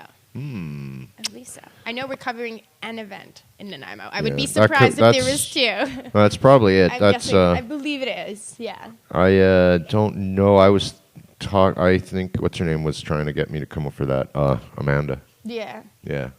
It sounds like it's going to be really fun. I don't the know if island. I can make it or not, but because I know the next night is Zappa Plays Zappa. I'm here for that. Oh, yeah. Yeah. It's always a hassle. I know coming travel. back when Well, nobody this has- time of year, though, if it's the wind's blowing, they cancel ferries, then it becomes a real trouble. Yeah. Yeah. Oops. Sorry. Just try to move that over. Yeah, I figured that was yours, not mine. No, that wasn't my color. No? Lipstick on the floor. You like the hot, bright reds. Right? That's it. That's my color, the bright red, the fire engine red. That's what I like. That's right. Okay. So, where else? Now, what are we at left? You read everything. Oh, my God. Did we? No, you read all the countdown, the calendars. I did. Yeah. Good. Okay. Well, I stepped off, but, now I'm back, and I'm just, like, high as hell. Good. It's 5:23. All right. We need to come up with some more stuff. We have no videos today. I know. I know. We should have had some videos, but unfortunately, I did we have couldn't another find the iPhone, didn't I? keys to get into the cabinet, and I spent some time running around, so we were late setting up today. Unfortunately, so we're a little short on material. But you did add. There you go. Added this down here. Yes, and we've kind of been talking a little bit about this. Oh, this is from CC. Yeah. Yeah. It is. This is Jeremiah Vandermeer's words. It is Mr. Jeremiah's words. Our Prime Minister, Mr. Trudeau, Justin, you notice what a great difference is. And I would never say those words when Harper was in power. You never heard me saying Mr. Prime Minister, our Prime Minister. It was always like that dick or that asshole or adding like fuckhead to the end of. I don't even feel like that anymore. It's like, our Prime feel like Minister, Mr. warm Trudeau, inside blah, about blah, him. blah. He's cool. I got no beef. Kind of like the guy. Oh, man. Voted for him, well, more or less. Anyhow, he gave the official order for marijuana legalization process to begin in Canada. So, like I say, as we said earlier, it's coming. It's pretty much, it's done. It's a done deal. It just needs the rubber stamp at this point. He's given the official order to begin the process to the Minister of Justice and the Attorney General, Jody Wilson Ray. What do you say your last name? Raybould? Yeah. Yeah. Very bold. In an official mandate letter. That makes it like really official. The Prime Minister outlines his policy instructions and includes a paragraph on legalization of cannabis. In particular, I will expect you to work with your colleagues and through established legislative, regulatory, and cabinet processes to deliver on your top priorities. That's mumble-jumble wording. Working with the Ministers of Public Safety and Emergency Preparedness and Health, create a federal, provincial, territorial process that will lead to the legalization and regulation of marijuana. Oh, wow. That just sounds like doublespeak now.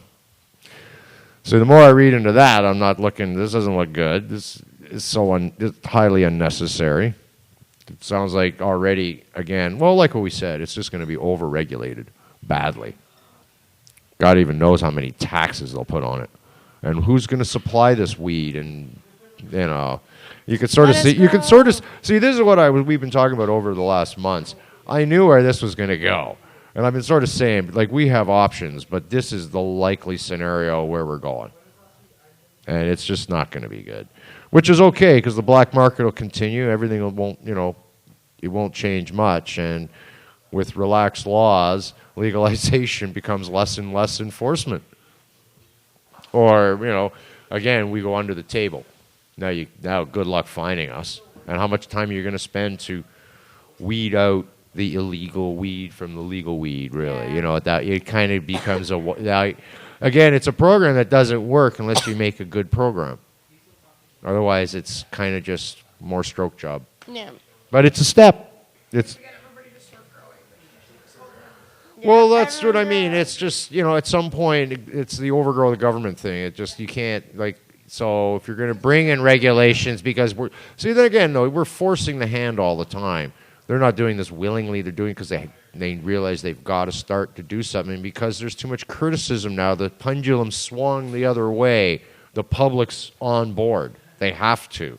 Or they look, like I say, you've got municipal governments talking, all of them mimicking, oh, the federal government's dragging their ass. We've got to jump and head, you know, get our regulations for these stores opening up already. So it's like we are already treating pot as it's legal. Businesses are opening everywhere now. People aren't even afraid to open businesses in small, blue-collar, rural BC towns like Port Alberni. Okay, that's how it's gotten to that point with RCMP. Never mind, you know, it used to be, oh my God, taboo, don't dare open a pot shop. If in an RCMP, yeah, it was really a tough one. Yeah. So now it was, you know, this is just, we've gone to the far end, and it's like, no, that's it. And Ottawa, too. Shout out to the people who opened a dispensary in Ottawa that takes balls. That's awesome. Yeah, exactly. So cool. What? Vape Lounge is in Halifax? This is so cool. That's so awesome. This is it. This, you know, the change is constant, and this government has got to, you know, they can't have this kind of statements. They can't drag their feet like that. Like, you can't just say, we're going to have committee, you can't say we're going to legalize and then just have committees. Mm-hmm. You've got to say, we're going to legalize, and here's how it's going to be. Everyone's going to be allowed to grow this many plants. We'll be accepting applications for commercial growers, and we're going to set up a framework of outlets, and we're going to work with dispensaries on doing that. Yeah.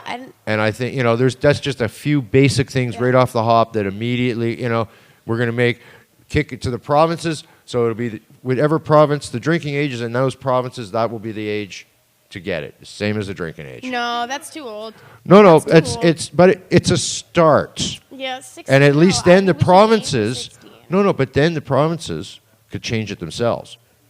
It's just say, we'll just leave it at that. The provinces could say, all right, we'll just do that, or they might make it higher, they might make it lower. I think it would be good for people to make a statement that it's not as harmful as alcohol. Because I agree with DML that, you know, it's when you're like 14, 15, 16, and you're in that weird, awkward transitional stage that that's when you normally find marijuana, and that's when it's the most helpful. And the thing is, if you don't let kids who are 16, 17, 18, some provinces get that easily, then they're going to go to the black market, and they're going to go to their friends in high school in the hallways who are getting it from some, like, shady guy who's running it to, like, the most easily influenced kid in the schoolyard, you know? So that's still prohibitionist way of thinking. I agree. That 16 is really the age that we should be aiming for. But rather than get into this is my thing, though, is for the federal government to begin legalization. Yeah. It's just something that exists already. It's considered the age a lot of times it's called the age of majority Yeah. because you get to vote, you get to drink. Like you reach past that certain milestone. 16 is like the driving age, and then you get to that age of majority. Now you're really are in like the adult sort of beginning of official adulthood. So all I'm really saying is it's just a start. All right, legalize. We're going to go, like I say, they're kicking it to the provinces down to a certain degree, but make it a federal thing that everyone in Canada, if they over the age of 19 or 18 or whatever, is legally allowed to grow 5 plants. Period. That's it. On their balcony, in their backyard, whatever. Yeah. That's the point I get. It's just a starter. And now, like he says here, he wants to work with federal, provincial, and territorial. Well, you might as well go down to municipal, but when you break it down to federal, provincial, federal basic, yes, everyone's entitled to a couple plants, so on. Now it goes to provincial. All right, we'll start off with your age of majority for your province, whether it's 18, 19, 21, I don't know, whatever. But then, at least here in BC, for instance, you'll get a lobby group, because it is Vancouver, there's a large amount of people around here, can lobby and say, we want a younger age. Or it might get kicked down to individual cities. So in Vancouver, every city might have their own rules, depending on your community, which I think is the best thing. Individual communities should set their own rules for not just that alcohol, but I think for a lot of other things, or not just pot, but alcohol and everything else. I think it should really go to your community. Because I believe 16-year-olds should have access by all means, but it's like the responsibilities of fully their how to use it responsibility. I see, all the time, green out because they don't use it. yeah, There has to be a level of teaching and responsibility to it as well. Well, the thing is, I agree. Yeah. Stoner Advisory here is commenting that there needs to be a certain level of education because even kids as young as 18 coming into the lounge don't really know necessarily the proper dosage. But the thing is, I'm from Ottawa, so the government thumb is, presses pretty hard on that city. And I don't know what everyone else's curriculum was like, but ours, it didn't teach me any truth about weed at all whatsoever. It was all bullshit that they taught us. And with legalization needs to come honest, not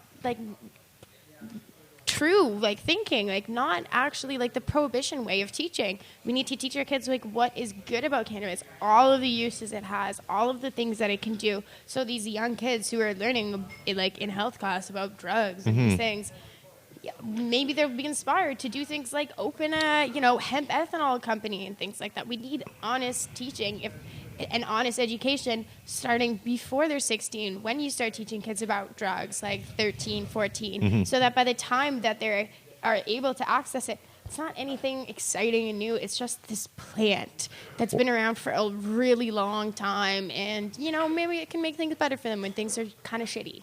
Well, one of the things about it is, when you see now, and I can understand the why they don't, because if the government actually had honest discussion and about weed and had honest commercials about it on television, saying what you really should have been saying, for instance, addressing particular points and issues, a lot of people are going to look at it and say, oh, you're promoting drug use because that's almost positive spin. It's... Well, but take these, take booze, for example. There's booze commercials everywhere, just constantly going, booze, booze, booze, booze, booze, people getting drunk and getting fucked up and getting drunk and getting fucked up. And then at the very end, they go, please drink responsibly. It's why is that okay, but we can't talk about how weed heals people and makes people healthier? That doesn't make any sense to me. We're allowed to promote gambling and booze, which are addictive things that really detrimentally ruin people's lives, but something that's healing and wonderful like cannabis, we're not allowed to talk about the research that's been done about it openly. That makes no fucking sense. Well, exactly. That's even though we talk about legalization and how it is around the corner, make no mistake that the prohibitionists, the fear mongering is still right there under the surface. That has not changed. I mean, it's a small segment. Reefer So Madness is still there. Reefer Madness is alive and well yeah. and living right at the surface here. So Evil witches like Pam McCall or something. yeah, it's like we have to be, you know, all this great news is wonderful on the surface, but yeah, and this is again why we talk about how the regulations, we're not going to like what's coming up, and this No, we've always known breathalyzer that, though. system. So, you know, this whole, I mean, and I could just see how they'll try to change the law to say, oh, well, if you're, you know, if we find marijuana in your system, it's an automatic impaired charge. They won't take into account, they're going to try to fix the rules to say that, Every person they pull over is being able to prove when you smoke, they're just going to say, well, they're going to throw that away. Almost like now in BC, I was surprised, you know, you can't fight a traffic ticket anymore. They have this arbitrator What? thing now. I don't know exactly how it works, but they've changed the rules where it's not the same where you go to court to fight your traffic ticket. It's not the same anymore in BC. It's a little bit different, a little harder to deal with. They were saying, oh, because it took up too much court time. Too many people were opposing tickets. So they changed the rules to sort of just ram stuff through to make it so now make it hard for people to go down. It's not worth going down and trying to fight your ticket anymore. I don't know. I haven't really looked into it, but so I mean, this is again what they'll do with cannabis and the impaired rules. They tried to do this already. Now they did bring a rule in BC, the drug driving rule, and they do have what they call drug recognition experts. Apparently now, some cops that have taken a 5-hour course, special training, things to spot. And it's just like, yeah, but just because, you know, a person's on drugs doesn't, again, not improve they're impaired. Yep. There was I forget the guy's name, but there's that one pitcher who almost pitched a no-hitter high on acid. Professional sports, you know. Rob Liatti tested positive for traces of marijuana in his system when he won a gold medal in downhill snowboarding, or his snowboarding thing. You know, they took it away and then gave it back to him even. Traces of marijuana. Oh, performance enhancing. That's, yeah. Too relaxed, too in the zone, man. You're too zone. You got too focused from the weed, dude. That's performance enhancing. What the hell? I mean, it's just. That's like say, oh, you know, you might as well say coffee is you know, at that point. Yeah, no kidding. Yeah. How is it not? It makes you more. Or alert, you're more alert. aware. You're awake. It totally is performance enhancing. You're jumpy and you're.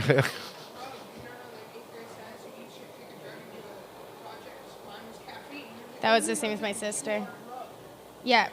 Cerner Advisory is just commenting here on the 8th grade project you have to do on drugs. She chose caffeine, and I know someone else who did too. And it's actually like one of the worst drugs. It causes serious like growth development issues and brain development issues in adolescent use. It's like really not good shit, and it's pretty addictive. I would say I quit coffee and I started drinking again a little bit, and now I'm back to drinking 3 cups a day. Yeah, I'm highly addicted to coffee. Guaranteed. I don't deny it either. But, yeah, I didn't, I never had that assignment in school. We never got to pick a drug and do a thing on a drug. No, I would have I could just imagine nowadays if I was like, oh, pick a drug, I'd be like, oh, are you kidding? I'd be like getting out the PDA or the PDR, physician's desk reference. Yeah, back in the day when I was in high school, I knew a couple guys that I knew people that would go to doctor's offices and steal them. Yeah, the prescription pads, yeah. No, the physician's desk reference is a great big book of color photographs of every single pill, and it tells you so you could look up pills. Yeah, look them up, what they're for, what they do. Is that because you didn't have Google? No, they didn't have Google. We didn't have computers. wanted to use it. I know, you had to use it. No, there was no Google. But that was what it was. But I mean, you could really look up by photos. It was almost like Google No. Google pills for idiots. Dab dropped. I dropped the jab dropped. Oh well, that's okay.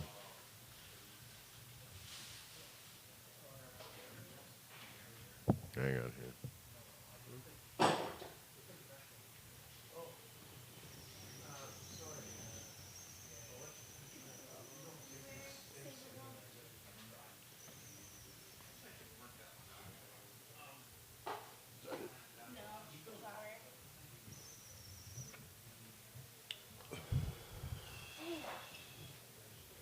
Worst case scenario. Dropped dabs break my heart. But Probably on your shoe. probably. But you know what's the best is when you're like doing something like wiping down your table and then you find like a perfect dab and you're like, yeah. Or like, yeah. I love finding weed. That's why when I bought my coffee table, I got one with the, it's got a glass that goes over the top of it. Yeah. It's wood tables, so it's not like a glass top table, but I have a glass top on it. Oh yeah, your dab station. Yeah. Yeah. So it cleans up. It's easy for cleaning up, finding dabs. It's handy that way. Yeah, I do like it for that. Something else. You just mentioned something, and something went through my head and out the other side. I don't know. Something about dabs had me I thinking. like dabs. Yeah, that dab, I guess, cleared me out. Oh, and by the way, I do want to mention today, if you haven't seen it on Facebook yet, I did give my boss, Ms. Moon, monkey juice. God. It's true. I just had to mention that. And no, it's not an STD, although it does sound like one. Hey, Karina. How you doing? You're off. Oh, there we go. CC Bong Tender, Dab Star, Skater Star Karina is wheeling through the studio here, just saying goodbye and hi, and she's like rocking. She has a really cool coat on. Yes. So, what were we even talking about? Weed. Oh, legalization process to begin. And then we got all off on something else. Easily distracted. I know what it was. It was the dabs. God. Love you, dabs. Here's another story, too, that you put up. The G20 leader who walks the talk. I saw this story, actually. I read this earlier. Oh man, he's just so awesome and like just so awesome. Yeah. What is this? This is from a HuffPost blog. Yes. It is what you would expect of a meeting of 300 business leaders and politicians. Intense security, multiple languages, all at once. Firm handshakes and jockeying for the best seat in the house. I think we call this organized chaos. Just 30 minutes earlier, and thankfully in a quiet setting, I had the opportunity to meet with Prime Minister Justin Trudeau, presenting him with the G20 Summit 2015 communique, which has 13 concrete ideas on how to boost economics by investing in measures that will economically engage girls and women. To be honest, I did not have to say much. He gets it. After all, he has done what no other G20 leader has ever done. He made his cabinet 50% female. So cool. Yes. So awesome. Yeah. As Prime Minister Trudeau makes his way to the podium, leaders of arguably the most important global financial institutions in the world, including the International Monetary Fund Managing Director Christine Lagarde, and OECD, which I'm not sure what that is, Director General Angel something or other. We'll just call her Angel. Governor of the Band of England. Oh, the Bank of England. Oh, sorry. The Band in England. The band in No, I knew it said bank. The Bank of England, Mark Kearney, and the ILO director, Guy Ryder, take seats on stage. A few feet away in the first row sits the most powerful business leaders in the country. After giving his remarks, he does what we don't often see leaders do. He takes 2 questions from the audience. It's not the questions that get the attention of the audience because they are predictable. The first is about youth employment. The second is about the refugee crisis. It's the answers that draw attention. Both circumstances, he speaks in plain language about the need to be creative when it comes to youth employment, and he tells this audience that he himself is the minister for youth, and not out of a sense of nostalgia, but rather because of necessity. Also talks about the impact of refugees in Canada and points to Uganda Canadians who fled the country in the 70s, ironically at the time his father was Prime Minister. And he said he was lucky to be among the group. Anyhow, Everyone loves Trudeau. I think the guy holds great promise. Like I said on a past show, that I think the world just needed, somebody in a North American country, whether the States or Canada, one or the other, to turn around and to do what's going on in a lot of these smaller countries that don't have as much clout in the world stage, like countries that have banned GMOs. For instance, Brazil, which is entirely self-sufficient of oil. They don't have gasoline at the pumps. It's all ethanol, because that they make themselves. It's all made from mostly from the sugarcane waste and things from like farm waste. Anything organic waste can all be turned into ethanol. It can all be fermented down and cooked down and turned into alcohol, which is basically what ethanol is. It's just making alcohol. You're making booze. Basically, it's what it is. No, it is. It's just running big stills, man. So Brazil is literally, they import zero oil. They don't use gas anymore. Entirely self-sufficient country. No, I'm Bong good. rips for Brazil. I'm all right. There's large areas of Spain that, and places like that have those solar towers where they have those banks of mirrors that focus the sun's energy to a collector up on a tower, creating steam to run turbines and generators. There are, 3-4 times you got 500 homes or 5,000 homes, running off some of these things like no problem at all. The whole world is self-sufficient. Wind power, water power. You get Tidal power, there's solar power, The there's wind technology- power. Like, you get an ocean current setup, you'd have Yeah. literally unlimited power. There's Man. I noticed Penny Bell, who is going to be, he was on the calendar, and with Bone Rattle Talent posted a picture of these new wind turbines with no propellers. They were just like, it was funny because they look like big joints sticking out of the That's ground. hilarious. I was like, yeah, they should have red lights at the top that like light up with depending how much power they're making, and smoke that comes out of them. Be funny. I watched a documentary recently, and if people are interested in alternative energy, they should check it out. And it's called Tesla. I think it's called Master of Lightning, and it is an amazing. Well, it's on documentary. Netflix. Yes, it I is. saw that. I haven't It's watched it yet. So well done. And if you also are interested in ancient Egypt, it ties into that. Strangely enough. It's so really. And, yeah, the technology exists and has existed for a long time for us to harness. So you're energy. giving it a good rating. Oh, I'm giving it a great. Oh, I'm going to watch that. I'm going to Oh, go yeah. home and watch it. Oh yeah. I was Jeremiah wondering what I recommended should it watch to on me. We've been Netflix. on I'm a like, documentary binge lately. yeah, I love watching docs. I have a whole bunch on DVD. Do you have a DVD player?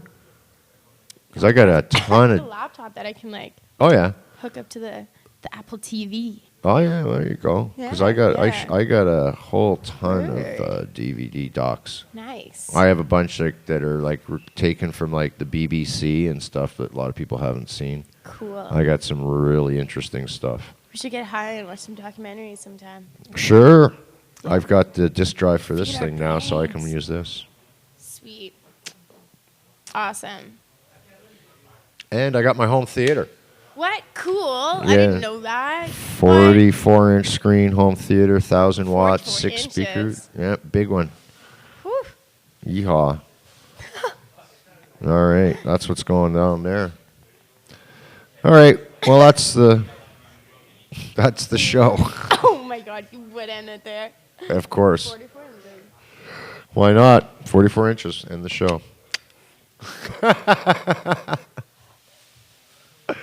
I sure hope that new studio comes along soon so we can like get a band. 'Cause yeah, I want a live band going on now with the show.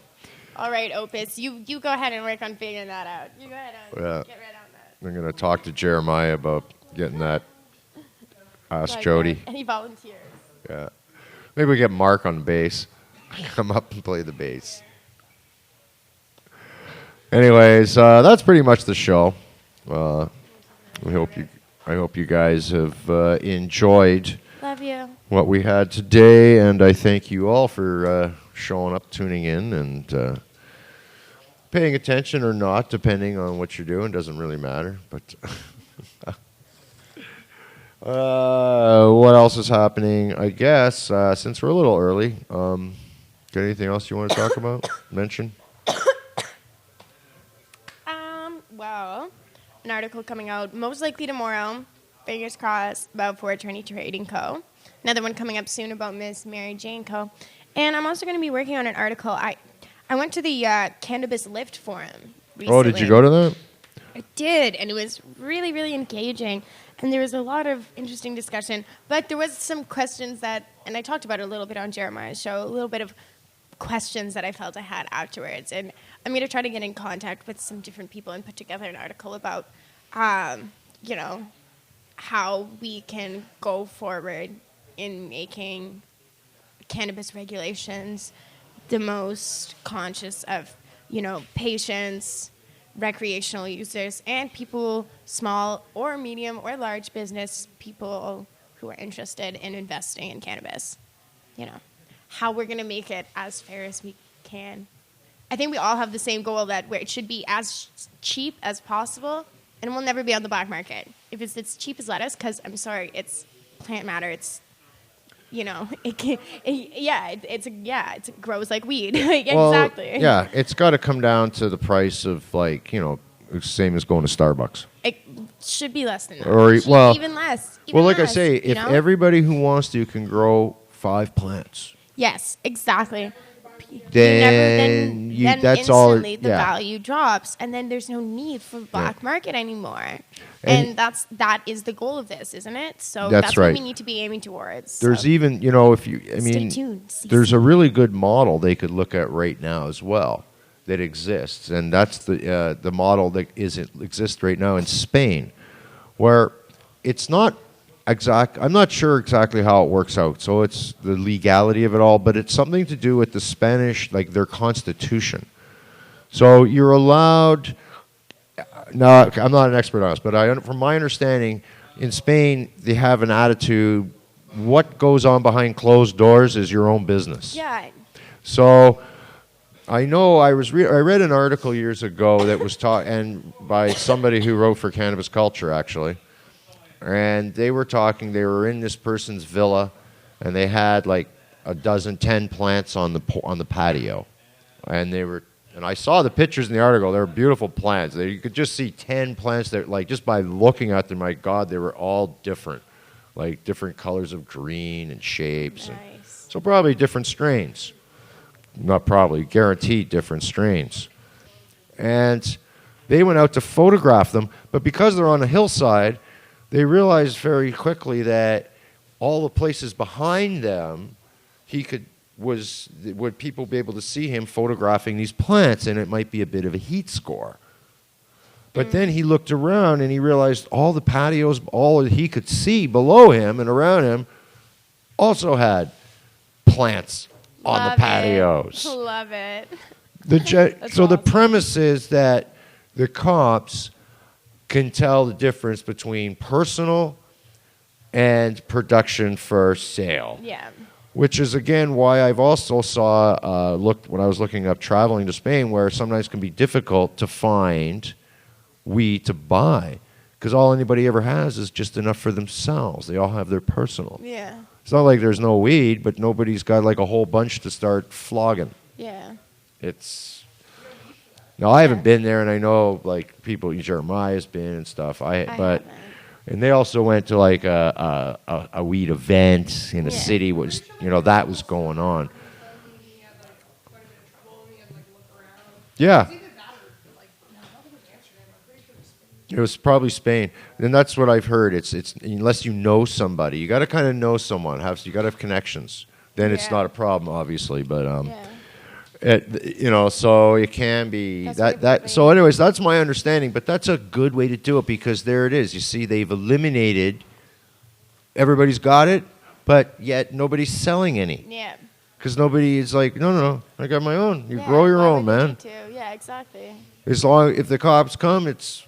Oh, no, And we're the not other thing coming in for that. That's no. personal. You've only got a dozen plants. So it doesn't There you don't shouldn't even be have to cops count coming like a in number. either. This is another thing that's talked about. There shouldn't be cops like knocking on your door, coming in with like, armed to go, okay, 1, 2, 3, 4, 5. Oh, okay, you're good. No, it'd be more like Like, complaints it should and be like, investigation. there's certain laws in certain places if you grow like too many of like just the most ridiculous things, and people just don't necessarily you have to use your discretion when it comes to the law sometimes.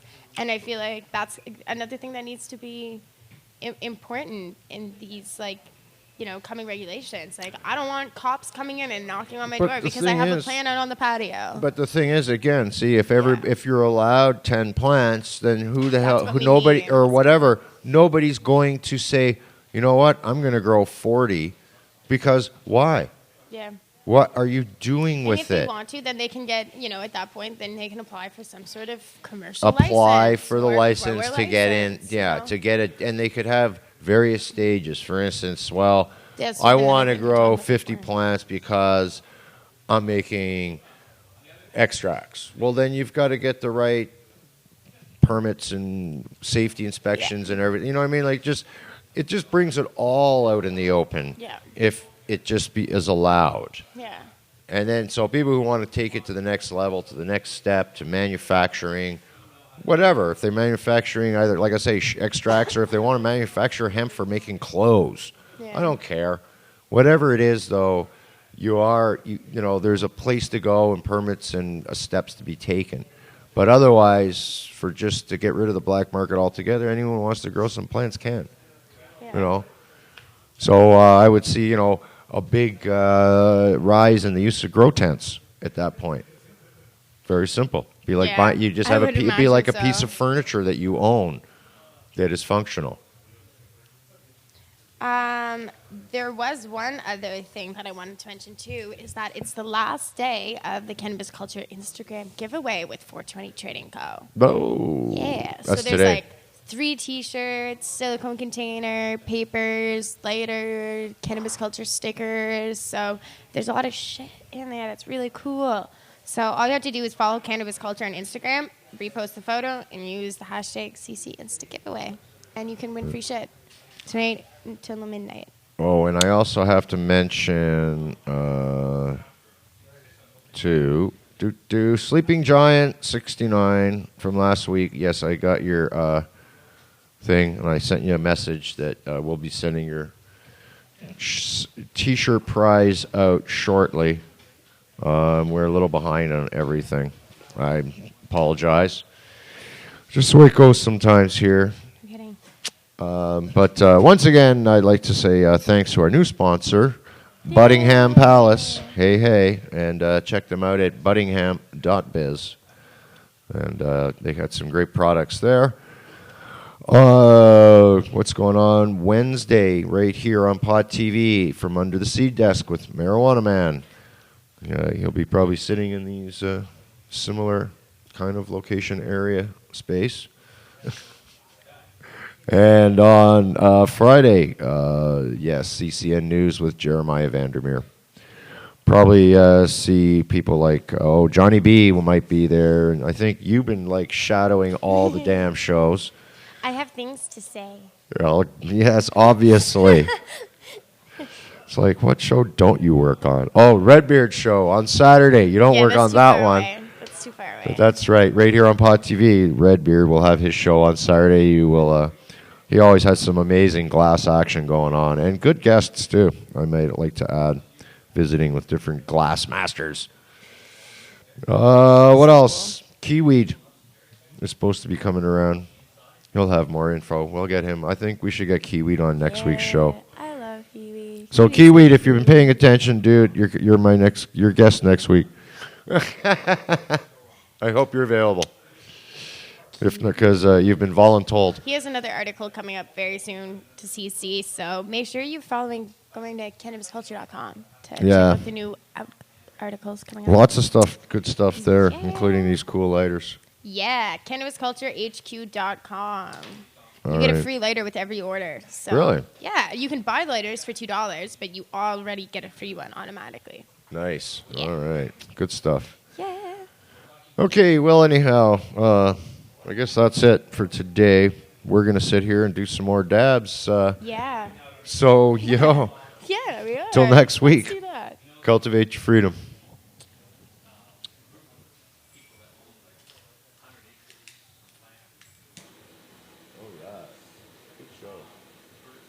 That's when you were bigger.